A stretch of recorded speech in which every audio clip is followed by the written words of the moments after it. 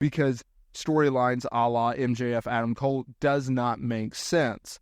Why? Because Tony Khan does week-to-week booking, just like Mercedes Moné said. That's a problem. You need to be able to, and this is what Triple H has done so well, you need to be able to collaborate these storylines, and you need to be able to project and plan out and work backwards to these storylines and make them work. With Mercedes Moné, I thought that they did that with her and Britt Baker. I thought they did that pretty well, right? Britt Baker was a very established AEW talent, had been since 2019 or has been. She was a former women's champion. Mercedes Moné is the latest signing by Tony Khan. She's the latest big fish that he has gotten, right? Following, and you can go down the list from Chris Jericho to Jon Moxley to Bryan Danielson to CM Punk to Adam Copeland to Christian Cage to Okada, Will Ospreay, Swerve Strickland, Samoa Joe. I mean, you can go down it, right? But in terms of female talent, I believe Mercedes Moné is their biggest female signing thus far. And that's a positive, and that's a good thing, because Mercedes Moné, she does bring star power to the AEW division and the company and the women's division. She is not just one of their biggest stars in the women's division. Mercedes Moné is one of their biggest stars in the entire company.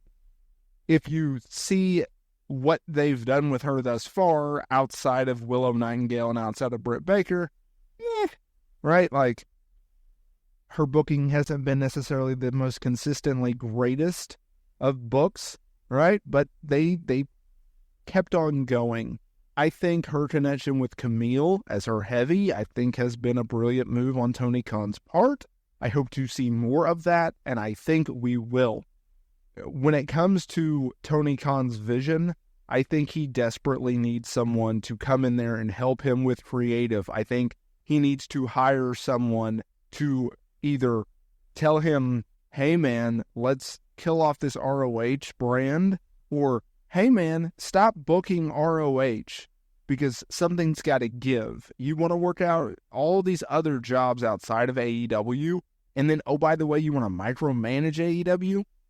It's not working, right? They are surviving. They're not necessarily thriving in recent years. And that's a shame. And their television ratings and their attendance and overall interest has not only it's not only reflected that, but there are key metrics and there are key indications of just that.